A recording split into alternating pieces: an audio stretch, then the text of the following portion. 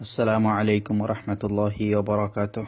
بسم الله الرحمن الرحيم. الحمد لله رب العالمين، والصلاة والسلام على أشرف الأنبياء والمرسلين وعلى آله وأصحابه أجمعين. ما بعد، رب زدني علما، رب اشرح لي صدري ويسر لي أمري واحلل عقدة من لساني يفقه قولي.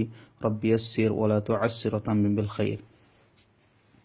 আজকে আমাদের ক্লাস নং হচ্ছে 26-এর দ্বিতীয় নং ক্লাস। 26-এর দ্বিতীয় নং ক্লাসে আমাদের পড়া থাকছে মিম সাকিনের বিবরণ। গত পর্বে অর্থাৎ আপনাদেরকে পড়িয়েছিলাম মিম সাকিনের প্রথম কায়দা। তো আজকে মিম সাকিনের দ্বিতীয় কায়দা পড়াবো আসছে আপনাদেরকে। প্রথমে আমরা জেনে নিই মিম সাকিন কাকে বলে। মিম সাকিনের বিবরণ। মিম সাকিন জজমওয়ালা মিমকে বলে। এই যে জজম, মিমের উপর যদি জজম থাকে বা সাকিন থাকে সেটাকে মিম সাকিন বলবে। মিম সাকিন জজমওয়ালা মিমকে বলে। মিম সাকিন তিন প্রকারে পড়া যায়। মিম সাকিন তিন প্রকারে পড়া যায়। এক নম্বর হচ্ছে ইখফায়ে শফউই, দ্বিতীয় নম্বর হচ্ছে ইদগামে শফউই, তৃতীয় নম্বর হচ্ছে ইজহারে শফউই। আপনারা এটা মুখস্থ করবেন। এই যে মিম সাকিন হচ্ছে জজমওয়ালা মিমকে মিম সাকিন বলে। মিম সাকিন তিন প্রকার পড়া যায়, ইখফা, ইদগাম, ইজহার। ইখফা, ইদগাম, ইজহার, এই তিনটা আপনারা অবশ্যই মুখস্থ করবেন। এখন দেখুন, এটা হচ্ছে আজকের পড়া। আপনারা এই পর্যন্ত ছিল পূর্বের নিয়ম, এটা আপনাদেরকে পড়িয়েছি পূর্বে। আজকে হচ্ছে এখানে নতুন নিয়ম, একটু বোঝার চেষ্টা করেন আপনারা।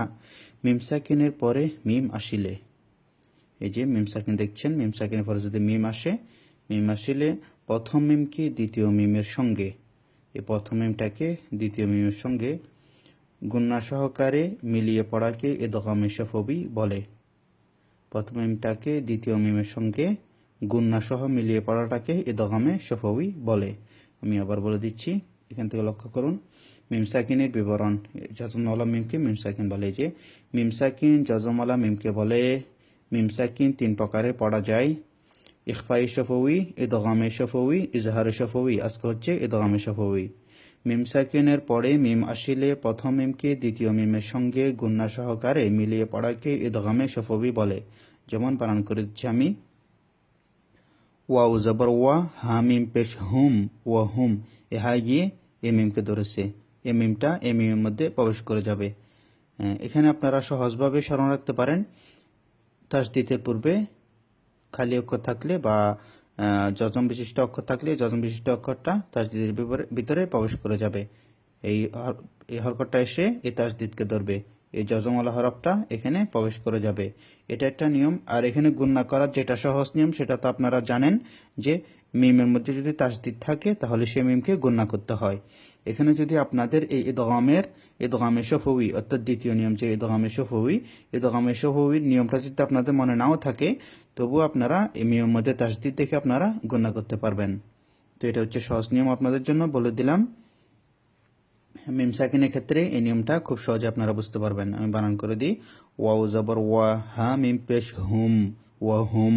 মিম আইন পেশ ম, ওয়া হুম ম।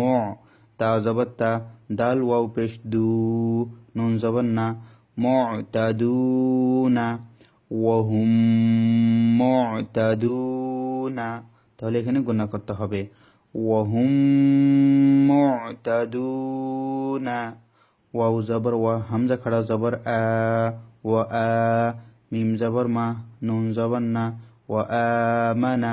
হা মিম পেশ হুম, ওয়া আমানা হুম। মিম নুন জের মিন। খ ওয়াও জবর খাও, ফা দুই জের ফিন, মিন খাউফিন। ওয়া আমানাহুম মিন খাউফিন। এখানে লক্ষ্য করবেন আপনারা, মিন নুন সাকিন পরে খ, এখানে গুণনা হবে না। খ হচ্ছে ইজহারের হরফ। নুন সাকিন এবং তানউইনের নিয়মটা আপনারা এখানে স্মরণ রাখার চেষ্টা করবেন। যেখানে যে নিয়মটা আসবে সেখানে আপনারা সেই নিয়মটা যদি একটু লক্ষ্য করে পড়েন তাহলে আপনার জন্য কোরআন পড়া একদম সহজ হয়ে যাবে। ওয়া খাড়া জবর একালিপ, এটা লক্ষ্য করবেন। ওয়া আমানাহুম মিন খাউফ। এখানে খাউফিন বলতে হবে, দুই পেশ অক্ষ করলে হবে খাউফ, এটা লিন হরফ হবে তখন। তো এখন খাউফিন, আমি যেহেতু ওয়াকফ নিয়ম এখনো পড়াচ্ছি না আপনাদেরকে।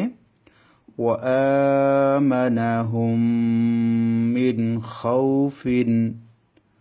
আইন জবর আন, হা মিম পেশ হুম, মিম আলিফ জবর মা। আনহুম মা। লক্ষ্য করো না, আন নুন সাকিনের পরে হা, সেজন্য নুনটা গুন্না হবে না। ইজহারের নিয়ম এটা স্মরণ রাখতে হবে আপনাদেরকে। এখানে মিমটা মিমের মধ্যে প্রবেশ করে যাবে, কারণ মিম সাকিনের পরে যদি মিম আসে তখন প্রথম মিম দ্বিতীয় মিমের মধ্যে প্রবেশ করে যাবে এবং গুন্নার সহিত পড়তে হবে। এভাবে গুন্নার সহিত পড়াটাকে ইদগামে সফবি বলে। আনহুম মা, লাম জাবাল্লা, কাপ মিম পেশ কুম, লাকুম মিম নুন জের মিন, লাকুম মিন হা পেশ হু, লাকুম মিন হু। এখানেও নুন সাকিনের পরে ইজহার হরফ হা, সেজন্য গুন্না হবে না।